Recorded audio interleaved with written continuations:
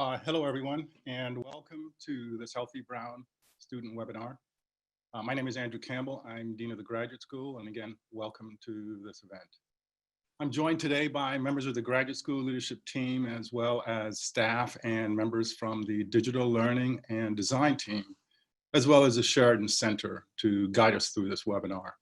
I want to thank you for joining us today to really discuss changes for the upcoming fall semester and the 2021 academic year. Now, I know over the past several months, we've all experienced a lot of challenges, but I know that we all have been working hard, very well together to navigate both personal and academic responsibilities at a difficult time, the time of an important global pandemic. I also thank those of you who've been an integral part of the planning we've been involved in for the coming year. Thank you also for participating in the surveys that we've sent out and for sharing your thoughts and ideas as we move through this challenging time. Your feedback has really been invaluable, and we hope that you'll continue to share your thoughts and ideas with us as we move forward. Please know that graduate student concerns are our primary concerns. They're critical to us in ensuring your health and safety, and it's an important part of the university's planning for the fall and for the coming year. So again, please know that we are here to support you all. We hope to provide the support you need to continue your studies in a safe and a healthy environment, and to make sure that you succeed, particularly at this difficult time. Now, I hope today's webinar is useful and beneficial to all of you. I think it will be. We worked very hard in putting together information and making ourselves available to answer questions. So thank you again for joining us. And what I'd like to do now is to introduce Ethan Bernstein, who's Director of Administration and Operations in the Graduate School, to help us facilitate this webinar. So let me turn things over to Ethan. Thank you, Ethan. Thank you, Dean Campbell. And as Andrew mentioned, my name is Ethan Bernstein. I'm Director of Administration and Operations here in the Graduate School. And I'm really pleased to be joined by colleagues from the Graduate School, the Digital Learning Design Hub, as well as the Sheridan Center. So I just wanted to take a moment to introduce my colleagues. We have Dean Lewis, Dean Ryan, and Dean Suarez from the Graduate School. And then we have Jim Foley, the Assistant Director for the Digital Learning and Design, Liz Crawford, Program Manager in Digital Learning and Design, and we have Anastasia Tilina, who's a doctoral student in Slavic study and is a English language support proctor in the Sheridan. So again, I want to welcome all of them and thank them for joining us for our webinar this morning. So I think we'll start by going over a few topics, and then we will answer questions that have already come in ahead of time, and then we will field questions that students can ask in the Q&A box on the screen. So first I'm gonna ask Dean Lewis to talk about the 3-semester model and how it will impact graduate students, in particular PhD and MFA students, graduate students in courses, appointments and remote options, as well as spaces and including the library on campus and how that may look for the fall. So Dean Lewis, could you start by discussing those items? Sure. Thank you, Ethan. I'm really glad to get to be here with all of you this morning. I wish it were in person, but I feel some sense of community with you. I see your names coming in on the chat and see many, many familiar names, both of newly arriving students and those of you who are continuing. I want to take a few minutes to try to talk through some of the nuts and bolts of this academic year. It's obviously going to look a little bit different than most academic years do. Starting with the element that we will have 3 semesters this year. And I emphasize that those are 3 semesters in the sense that each of the semesters or each of the terms constitutes an entire semester. So every student will typically only be an active student for 2 of those 3 semesters. In the case of graduate students, things aren't changing that much in this regard, in that the norm for graduate students will be to continue through the fall semester and the spring semester, much as you would in an ordinary year. One of the things that is different is that the timing is a bit compressed. So the fall semester looks very similar in that it will end before the winter break. The spring semester begins on January 15th, but will wrap up within April rather than continuing into May. And then a third semester will begin in the middle of May. That will be primarily first-year undergrads, some sophomores as well. And so things will look a little tighter in the spring. 2 points I wanted to note on that is that stipends will, in general, continue through the end, that is, the spring stipend will continue through the end of May, and then the summer stipend would come after that. For those of you who are graduating, we are still determining whether you would receive the full spring stipend on a slightly compressed basis so that you would have received all of it by the end of April, or it will go and you would receive that final payment after that. But I do want to assure you that even though that spring semester is ending a little earlier, that will not entail less stipend for those of you who are receiving that spring stipend. I would also note that our deadlines are a bit different, and particularly for those of you who are graduating, the deadline for the submission of your dissertation will be April 1 this year. That is quite a bit earlier. Do be thinking about that as you're planning for just the timeline for the academic year. I would really remind you to spend time looking on the graduate school website. Our communications expert, Susan Ely, has put together a fantastic set of dates and deadlines that really try to set things out clearly. So there's a lot of information there. Let me talk a little bit about what classes will look like. So just as a reminder, all classes can be taken remotely. That is, they do not have to be taken in person, even though they will be offered, or many of the courses will also be offered in a hybrid format so that an in-person component will be part of that. Registration will look a little bit different this year in that rather than the way that it usually works, registering through CAB and Banner, instead of that, what we're asking you to do is put a number of courses in your primary cart in CAB. Rather than you won't be able to hit register your cart. I know it's a little frustrating because there's the button on the screen, but it's not an active button. But you place those in your primary cart, and then what's going to happen is that there will be a process to match people their course preferences to the actual courses. That has to do with some other complications around realizing that people are in many places around the world. We didn't want to have something that came in all at the same time. There will then be an ongoing extensive ad drop time that, unlike most years, that will already start on August 14th.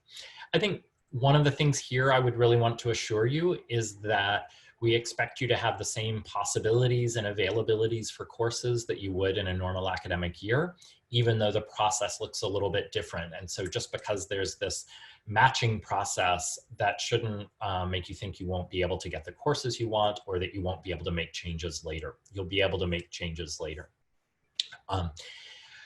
The quiet period, I would emphasize that even in hybrid courses, or in-person courses, the first 2 weeks will be all remote. That's in order to give students who may be newly arriving a chance to be both participating in classes, but also isolated, just for health reasons. If they're arriving from certain areas where they are required to quarantine.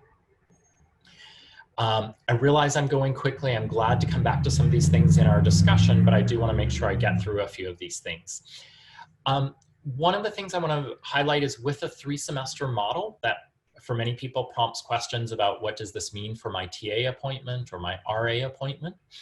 With regard to the TA appointments, the default, the norm, is that you will fulfill your TA appointments during fall and or spring. So if you normally this year would be TAing 1 course, that would be in either fall or spring. If you have 2, you would do both of those in fall and spring. There are a few exceptional cases where departments, because of the nature of their curricula, that say a lot of the TAing ends up servicing undergraduate or first-year undergraduates, and there won't be many of those on campus in the first semester. that students are being given the option of moving that TA-ship, again, in very exceptional cases, to the summer. One of the things I want to emphasize is that that kind of switching is voluntary on the student's part. If you have concerns about that, please let us know. But again, I want to emphasize that's really more the exception than the rule. Many of you who are serving as TAs or RAs will at this point have already received an appointment notification from the graduate school. Departments are currently in the process of sending out the course assignment notifications. Some of you may have gotten them, others don't. As you can imagine, a lot of things have been rearranging this year. And so there are a couple of those that are still in progress. What else? I do want to emphasize you have the option both of attending your courses remotely, as well as if you have, if you're, say, a TA for a course that would be meeting in person, but you have health concerns and do not feel comfortable with that, or for other kinds of reasons, you also have the option of fulfilling that responsibility remotely. If you have questions about that, please do feel free to be in touch. Lastly, let me say one of the things that had come up in the spring, for instance, is that particularly when students are doing things like leading a discussion section or meeting with students, say undergraduates in a course they're TAing, they need good internet access. And we realize not everyone has great internet access at home.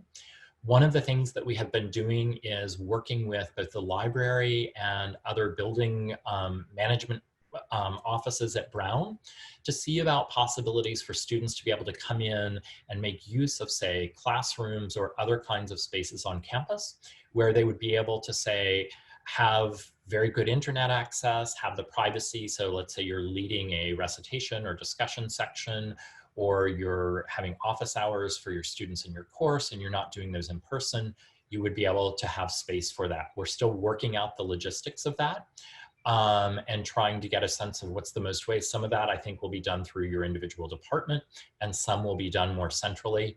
And lastly, let me just say, one of our big priorities is really making sure that you can keep doing your work, right? So a lot of effort has gone into the research ramp up in labs, with developing the kinds of safety protocols to make sure that you can still be safely in your labs, making progress on your research.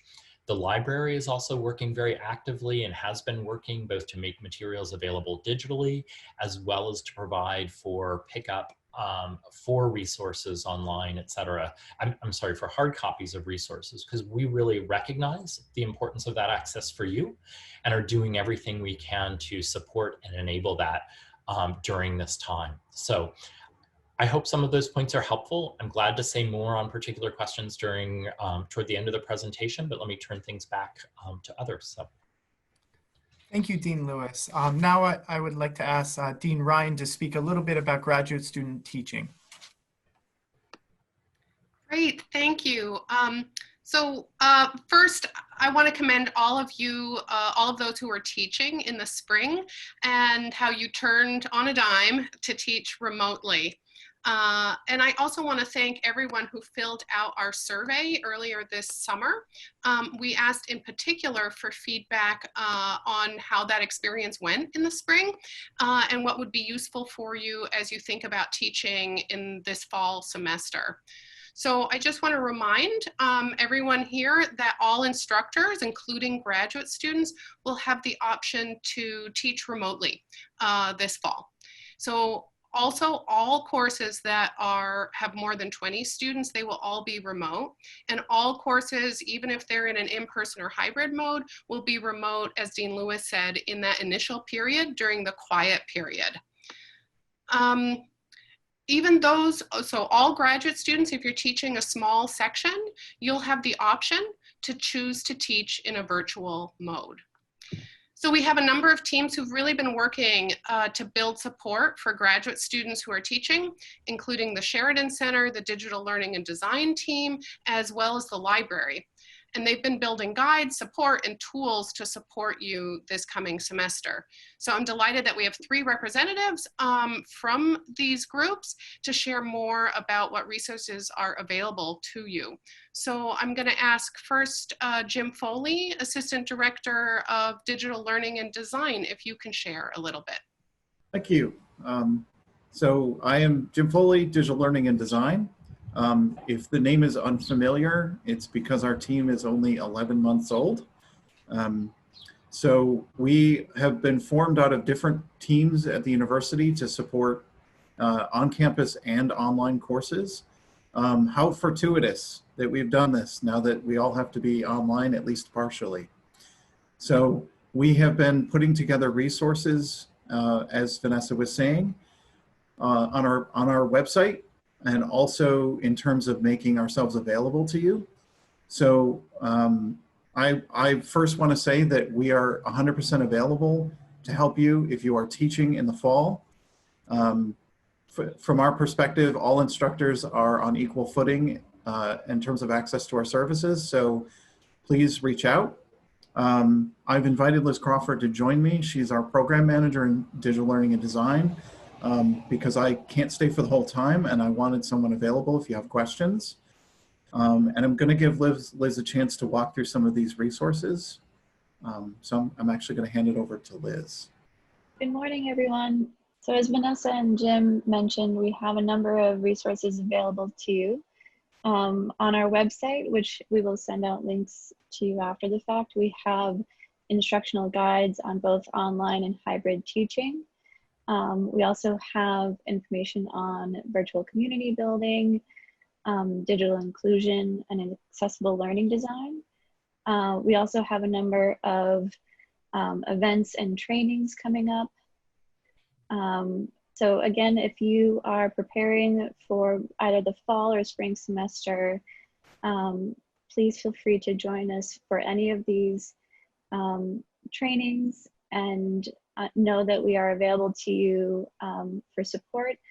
We will also be sharing out this instructor consultation calendar in which you can have a one-on-one meeting with an instructional designer to go over specific questions about your course development. Great, and then it would be lovely. We also have, thank you, Liz. We also have Anastasia Zulina from, who's a proctor in the Sheridan Center this year. Hello, everyone, and I will briefly highlight Sheridan services available for graduate students. So Writing Center, English Language Support, and Sheridan Center, we are available for you online, and we try to make all our services available for you. So we run our one-on-one meetings and different programs, like currently we run English language program with English language support and dissertation writing groups and many other things. And I would like to highlight our new graduate TA orientation, which is fully online, and it's asynchronous self-paced orientation, and it will help you to improve your teaching and learning experiences and reflect on them. Also to learn about different teaching, inclusive teaching strategies, and set goals for your teaching and learn how to assess your progress. And it will have this online teaching component, very strong one, and will dedicate a lot on learning different TA learning contexts, including online environments. And we'll talk about how to provide equitable feedback, formative feedback, and grades to students. And we'll talk about different resources available to you. So the registration opens today. The link should be available on Sheridan website. And you will have the access to the TA orientation on August 17th. So please register, and it will work not only for new TAs who will be teaching in fall or spring semester, but also for those who are experienced And we made it so that it doesn't overlap with our certificates. So it's totally new program, fully online, as I said. And talking about our certificates, they're also running online. We have 2 certificate programs this semester, and there will be other certificate programs next semester. So please check out our events page also for available trainings and workshops, and register for a new TA orientation on our website too. Thank you. Thank you, Anastasia. I think back to you, Ethan. Yes, thank you. So now we're going to have Dean Suarez, who's going to speak a little bit about student support and any concerns students may have. Hi, everyone. Thank you, Ethan, and thank you, everyone, for your time this morning. I think that we can all agree that this new year is going to be so different in many ways for all of us. But I want to reassure you that we at the graduate school and at Brown have all been working diligently throughout thinking about and planning for this year, and to make it a safe and positive one for everyone. And we will need your help to do that. But I want you to know that we are constantly thinking about this. I want to take a moment to thank all of the grad students that have been working in the labs this summer. You have been champions, and I am oh so proud of all of you. We have developed a process to address any research or lab concerns that students may have and that may arise. And I'd like to share that with you, which is, if you feel comfortable, please first go to your PI and or your DGS, and then come to me at any point. So that is the process. But if for whatever reason you forget the process, or it's just reach out to the grad school. We are here to help you. And I want to emphasize that this is important. You are an important member of making this a safe and positive experience. This is new to all of us and unprecedented. And if you identify something and you bring it to our attention, we're relying on you to bring it to our attention so that we can begin to brainstorm with you and your faculty on how to rectify it. I want to pivot now to student support. In all the years that I've been at Brown, I have found that the most successful Brown students are the ones that utilize the campus support system that is vast. I want to highlight 2 particular programs that I think under the circumstances, and I have to be honest, it's exciting, but there's a tinge of angst and anxiety here. So I think CAPS, Counseling and Psychological Services, is an important resource for everyone. And I always like to remind students that it'll be never that you get free therapy again, so consider it. And then Student Accessibility Services is yet another resource that I have found to be invaluable for our graduate students. At any point, if you're finding that you're struggling for whatever reason, reaching out to CAPS, reaching out to SAS, and certainly reaching out to me, any spoke in the wheel, please reach out and we will direct you to the right office. I want to welcome you. I hope you are all safe and that your families are well. And I look forward to this new adventure with you. Back to Ethan. Thank you, Maria. There's a few items I would like to add about quarantining and testing, as we've received a number of questions about these topics. So I would reiterate that all students should be following state guidelines as it comes to quarantining. So all incoming students, all returning students who may be returning to Rhode Island or the Providence area should follow state guidelines. Currently, those guidelines call for a self-quarantine of 14 days if you're coming from a state with a COVID positivity rate above 5%. But I really encourage everybody to continue to monitor these guidelines. We know these have been shifting and changing fairly frequently. As it relates to testing, the university is committed to having baseline tests and then weekly tests thereafter during the fall semester. So for any student, any graduate student that will be engaged in on-campus activities. So that will actually begin the week of August 24th. for students that will be engaged in on-campus activities. So if you will be continuing in the lab space or will be on campus for other reasons, there will be weekly testing for graduate students. The testing will take place in OMAC, and they're exploring alternate site locations as well, depending on the size of the testing population. So I just wanted to mention those two things as we've received a number of questions. I also wanted to briefly mention that orientation, graduate student orientation, will obviously be virtual and remote this year for incoming students. For international incoming students, the virtual orientation will take place August 25th, 26th, and 27th.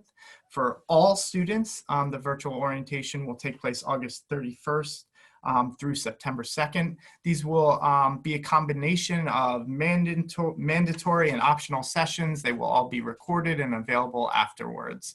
So we hope all incoming students will be able to engage and sign up for the orientation sessions. Okay, so now I think we can start with the Q&A. We've already received a number of questions, so I will do my best to field these questions and call on panelists to address them.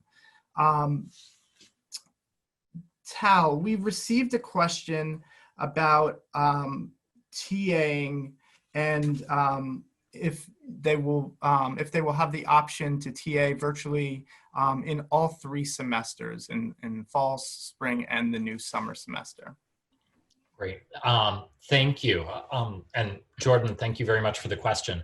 I'm really glad you asked because I think it raises broader issues. The guidance for right now is simply for the fall, as it is for the faculty. That is, during the fall semester, instructors have the option of conducting their courses remotely. We'll see what happens with spring and summer. That is, I think, one of the real keys to the university's response to these challenges is to remain flexible, recognizing that situations change and that what we need to be doing is following the latest guidance, both from the State Department of Health, also from experts here at Brown on public health. So for now, we know about the fall. We don't yet know about the spring semester or about the summer. Thank you, Dean Lewis. We've received a question about what happens if a community member either receives a positive test case or isn't feeling well. Dean Suarez, could you speak to that question? Certainly, thank you. If you receive a positive test, the University Health Services will be supportive throughout. They will be calling you on a daily basis. And they will notify me, and I will be reaching out to you as well as your faculty about what support systems you need in place and how best to help you with that. Thank you. Okay, we're going to keep trying to quickly go through these questions. So we received a question from an incoming international student. The students asked, what happens when my visa appointment gets canceled and I'm no longer able to make it to Providence within the 30-day period during the start of classes? So Dean Lewis, could you speak to that? Sure, I'm glad to.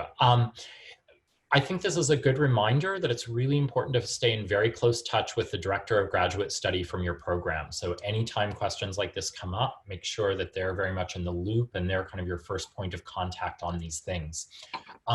We recognize that there are going to be some challenges with students arriving on time this semester. What I would recommend is that you let the DGS know as soon as you find that out.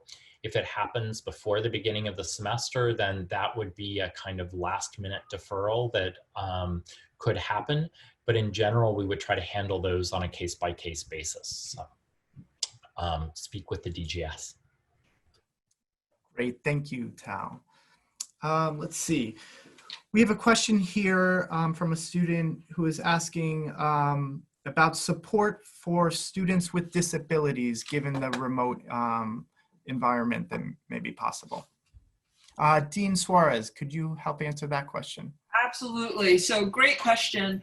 Student Accessibility Services is the first stop for any student wanting accommodations or needing them. So I would say that if you are even anticipating any concerns whatsoever, even have a question, please reach out to Student Accessibility Services. We now have a specific grad school liaison with Student Accessibility Services, and his name is Jonathan Corey. So you can reach out to him directly.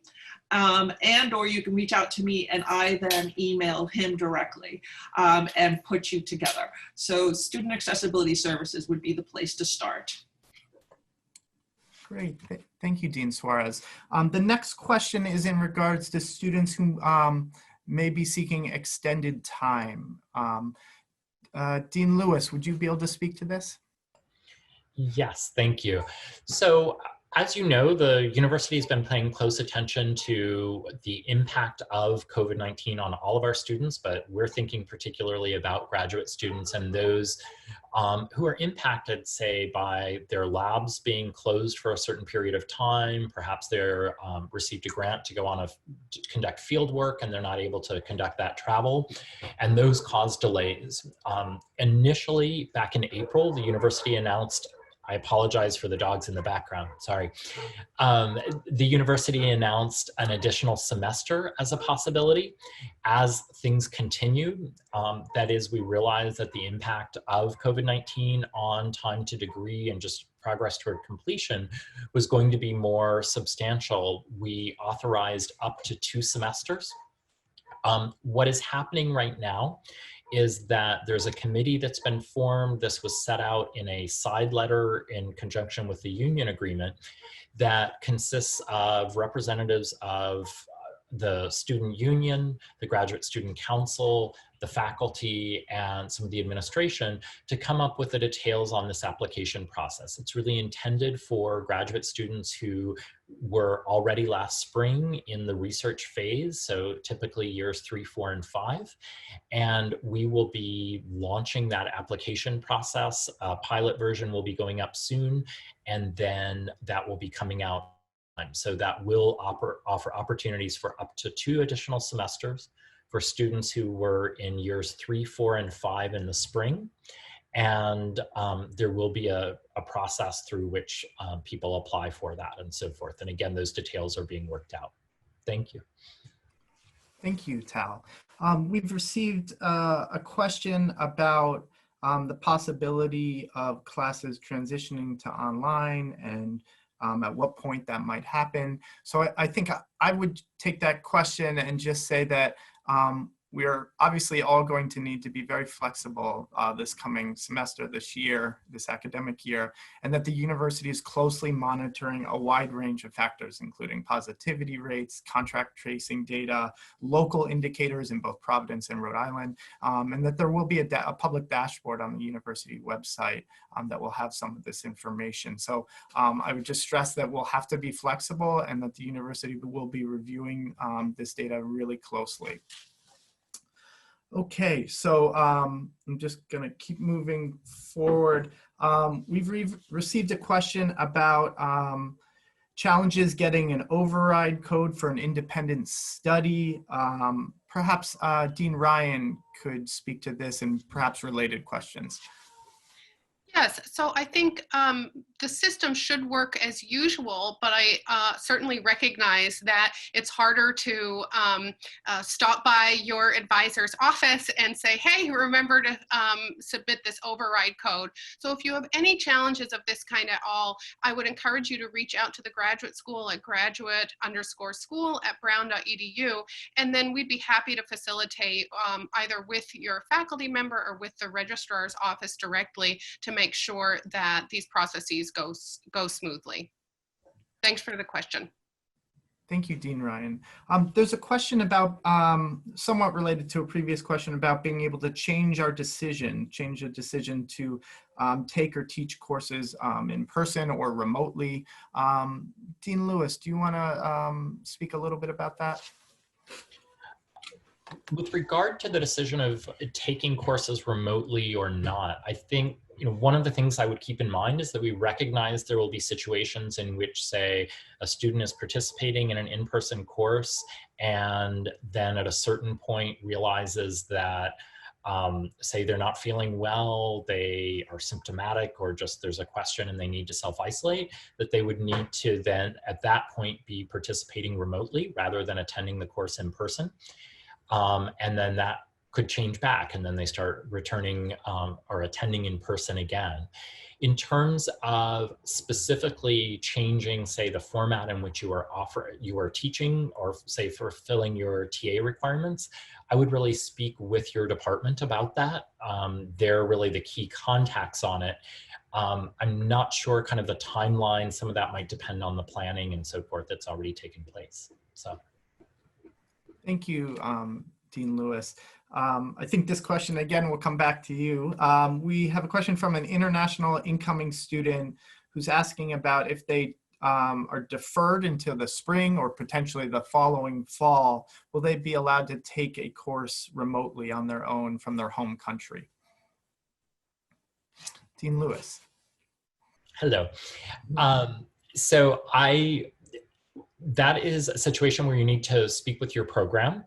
In many programs, or at least some programs, it is possible for students who are deferring for one semester, that is, they are starting in the spring semester, to be able to take one course as a non-degree student. So it's considered, you're not actually matriculating in the program, but you are taking this this one course as a special student. Students get credit for that course. It would still count toward their degree.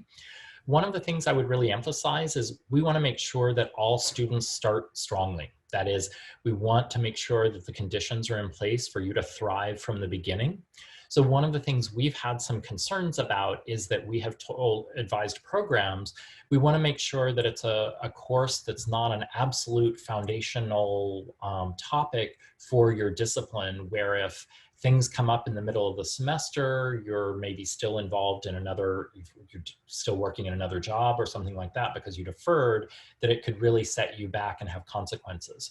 So there are some programs that say, oh, we've got a course that still works really well for that. Other programs, really there isn't a course offering that might be relevant. So there are some programs that aren't able to give that option. And that's only for, I guess one thing I would emphasize, it's only for students who are only deferring for one semester. If you're deferring for a year, unfortunately, we cannot do that. So. Thank you. We have a few more questions about course registration. One question about how auditing will work.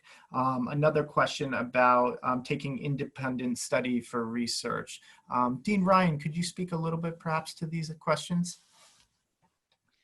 Yeah, so generally the steps for auditing is that once this first matching process is done, then you would have the opportunity in the add drop timeline to adjust the grade option for each course, and that would be to select that you want to take the course as auditing.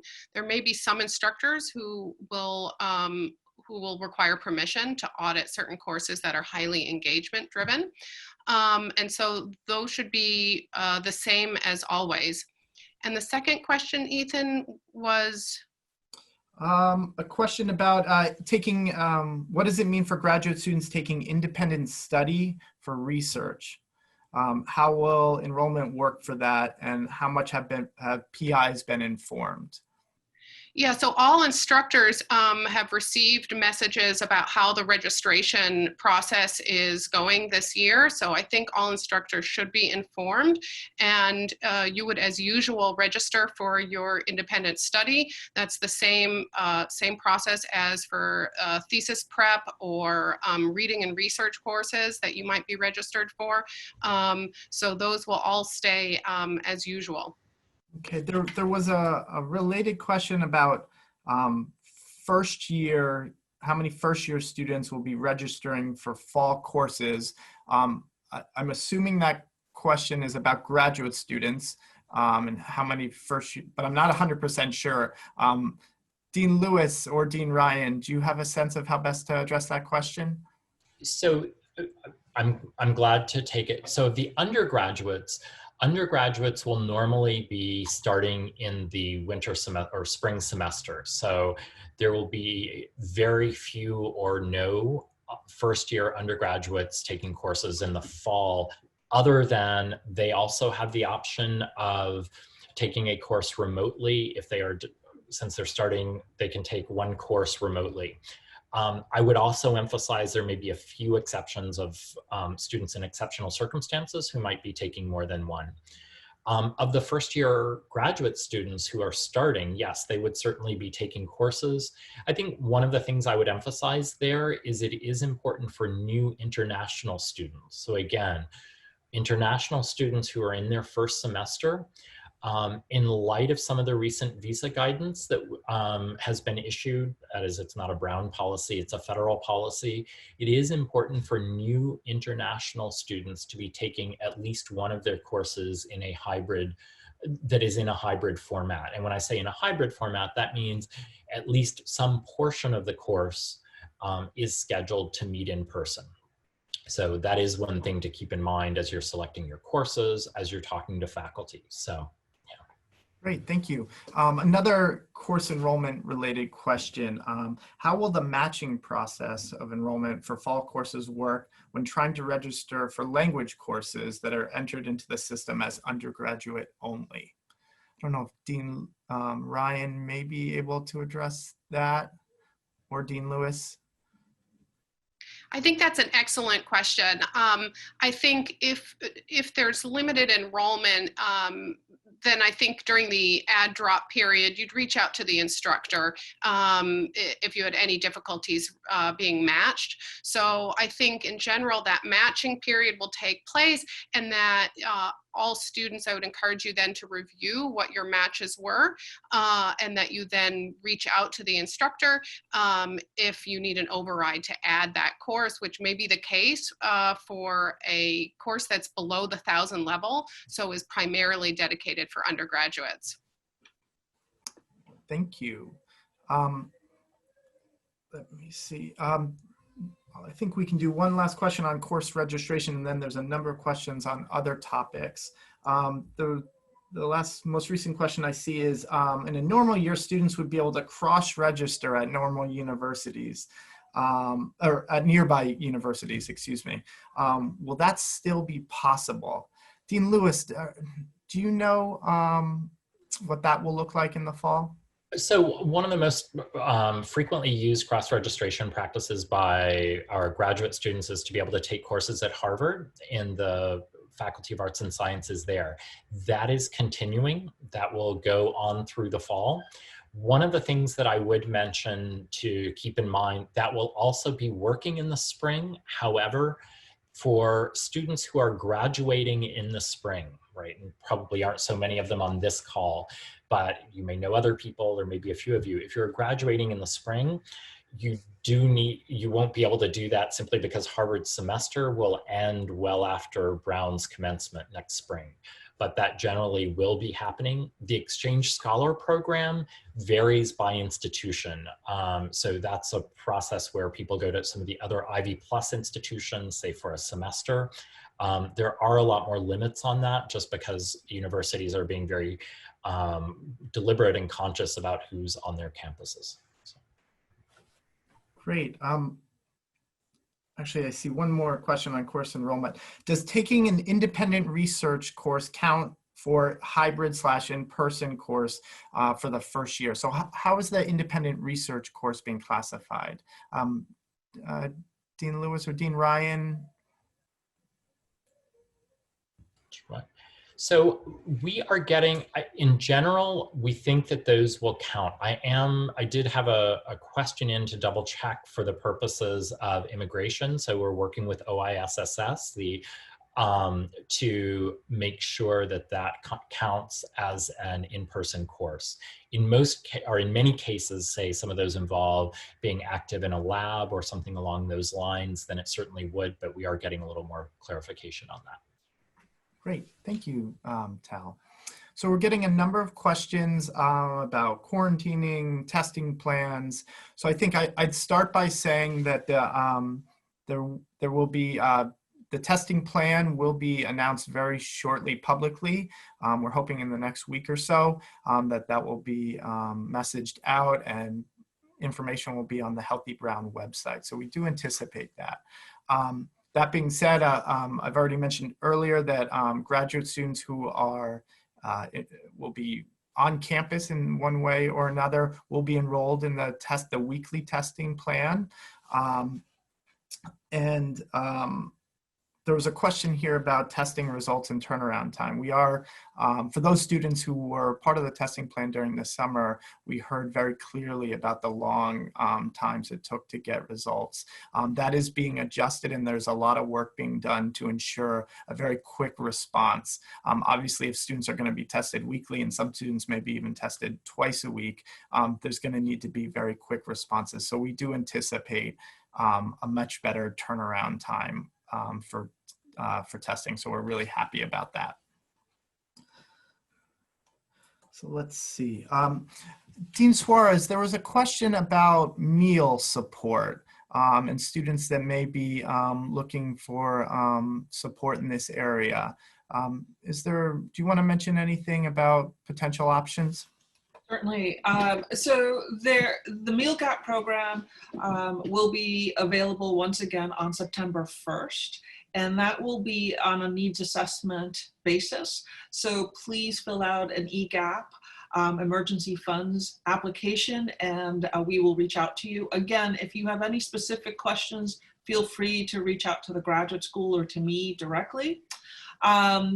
And we are looking into, we've been working with dining services. There are opportunities for grad students to purchase meal plans from the university. That's another option that we are considering and looking at closely. Thank you, Dean Suarez. There was a question, a broad question just about stipends for PhD or supported students. And I think I would just respond by saying that we are certainly continuing to support all of our PhD students. So I want to make sure everybody knows that, that the support and stipend rates will continue. There was a few questions about campus spaces. I know we touched on the library a little bit earlier, but Dean Reiner, Dean Lewis, would you be able to speak to any, do you know about any plans for the fall in terms of the library? I can speak to that a little bit. I think the library is working very hard to try to make spaces available, and part of what they've been planning, and I know they've been in conversations with GSC about this, Catherine Thompson was, I know, talking with the library about it. Part of what they want to do is create spaces that are available as study spaces. Those will typically need to be scheduled because they're working hard to make sure that using the space doesn't compromise anyone's safety or health. One of the things I think this is also a real reminder about is just looking at their websites, right? So they're just, we realize there's a deluge of information that you're facing. Different offices at Brown, the library, the grad school, Global Brown are really trying to put together a lot of information in FAQ formats. So one of the things I would really emphasize is just the importance when you have those questions, one of the first things to do can be going to their website and getting a sense there of what's the most recent guidance on this. Recognizing that the guidance may change simply because we're trying to be sensitive and responsive to any changes in the health situation. And so that flexibility is key, as well as thinking about where do I find that information in those updates. Great, thank you. This question, I think for Liz and DLD, what would I learn possibly during a one-on-one consultation, and when could I schedule that? And perhaps in what situation should I reach out to schedule that? Excellent question. Thank you for asking. Because the one-on-one consultation timeframes are relatively short, about 40 minutes, they're really intended for folks who have targeted questions, who want to learn a specific tool or technique or a form of digital pedagogy, about gamification, anything that could help them in their own course development. Or we also have an email address, so you're welcome to reach out to us at any time with specific questions. I just shared it. And we have met with, I would say, 600 instructors for one-on-one consultations over the course of the summer. We have a number of instructional designers who would be meeting with you.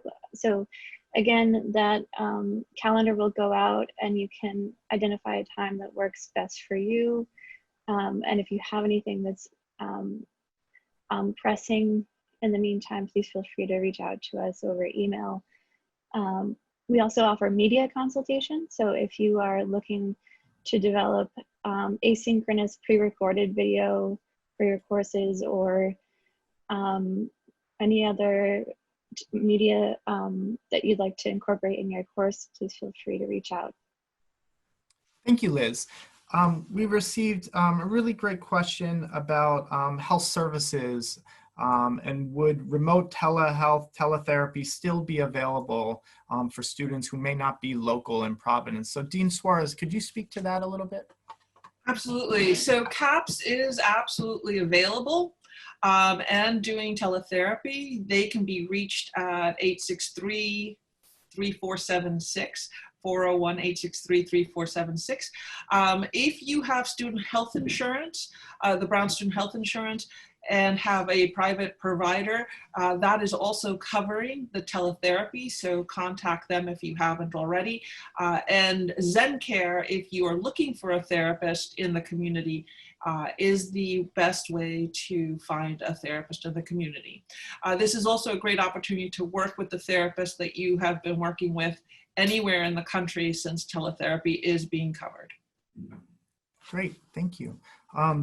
We received a question for the Sheridan Center. So this is from a student who's not a new TA, has already TA'd and is wondering if the TA orientation would be appropriate for them. Could you speak to that?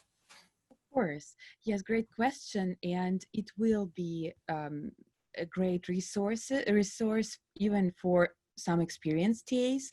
As I said, we'll have a component dedicated to online teaching and learning. So this is also a wonderful part of this TA orientation, and it's targeted to students, to TAs of different levels, experienced and new, both. Wonderful. Thank you. There was a question about housing options for graduate students. And I know that there was a message sent to incoming graduate students recently with some information about a few new housing opportunities that may be available. I don't know if Dean Suarez or perhaps Dean Ryan, if there's anything else you could add on that topic.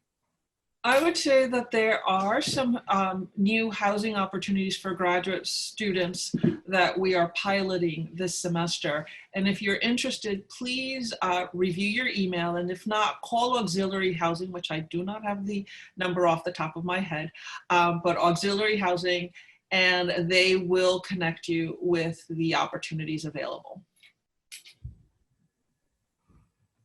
Great, thank you.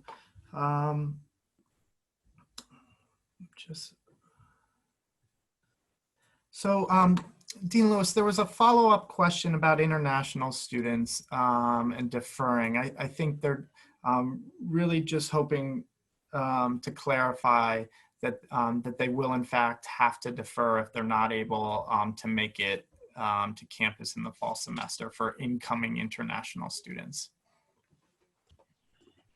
Yes, unfortunately for newly matriculating students, if they're not able to be here, there are a number of different reasons, and we tried to figure out if there were some other options, but really a number of different reasons why students who can't be here for the fall will need to defer until the spring.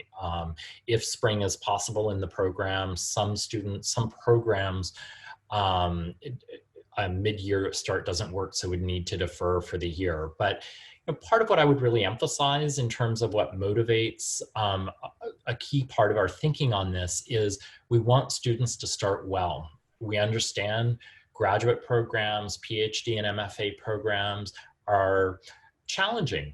They're long, and it's really crucial to get a strong foundation, a strong start, and be able to move on well from there.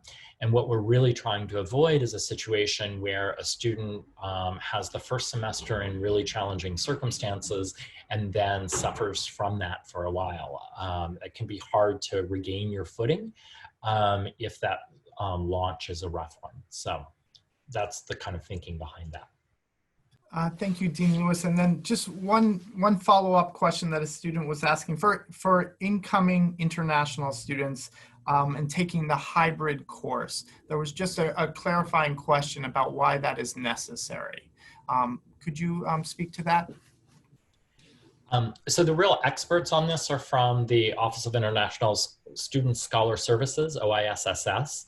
But part of the new guidelines for the immigration guidelines for the United States are that students who are being issued a new F1 visa to come into the country to attend an institution, in order for to be eligible for that visa, they need to have at least one of the courses that's available that is a hybrid or in-person course.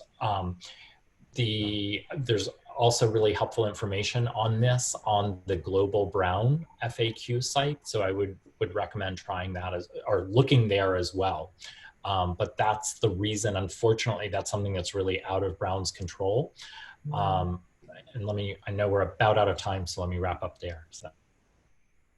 Okay, there was a question about communications and receiving a lot of different communications from administration, from faculty, from DGSs perhaps, and potentially being confused. So I think I would note that the graduate school is saving all of our communications on the graduate school website so that they can be referenced. And the Healthy Brown website will also be saving high-level communications from the university president and provost and the dean of the grad school.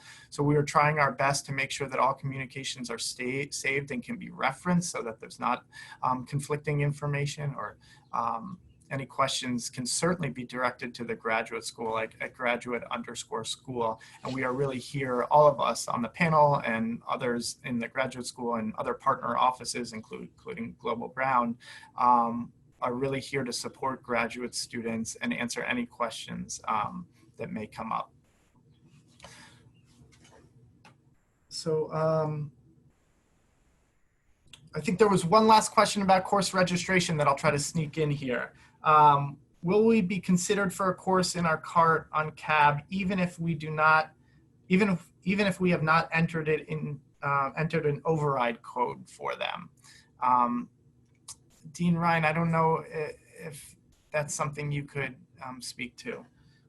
That's a good question. I'm not 100% certain about that. So if it's an undergrad only by default. Yeah, so if it's an undergrad only by default, then graduate students wouldn't be priority. That doesn't mean you wouldn't be sorted into it. It's only if there's limited enrollment that during the matching, you might not be prioritized, but that then after the matching, so you'll be informed August 14th, you then have an opportunity in the add drop moment. Wonderful. So I think we're about out of time. We've received a few other questions that we will certainly follow up with. We're going to continue to update the graduate school FAQ and answer emails into the graduate school inbox as they come in. Again, we appreciate everybody who joined us this morning. We had a really great attendance, so that's really encouraging. We're glad to help to support students however we can. So I want to thank my panelists today from the graduate school, from DLD, and from the Sheridan Center. I want to thank Dean Campbell for welcoming us today, and Media Services for helping to support this event. So I think that's about it. Thank you very much, Ethan. Thank you everyone for being here. As you see, there were a lot of questions. I want to thank the staff in the graduate school for answering those questions. I think you'll notice in parallel, the links to a lot of the answers to these questions were also put into the chat box. As Ethan says, please refer to the graduate school FAQ site.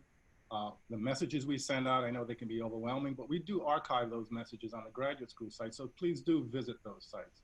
We're here to help you, and if you have additional questions, please do write to us, and we will respond to you. So Again, thank you all. I want you all to be safe and healthy, and we look forward to starting a different, interesting years with all of you. So thank you all.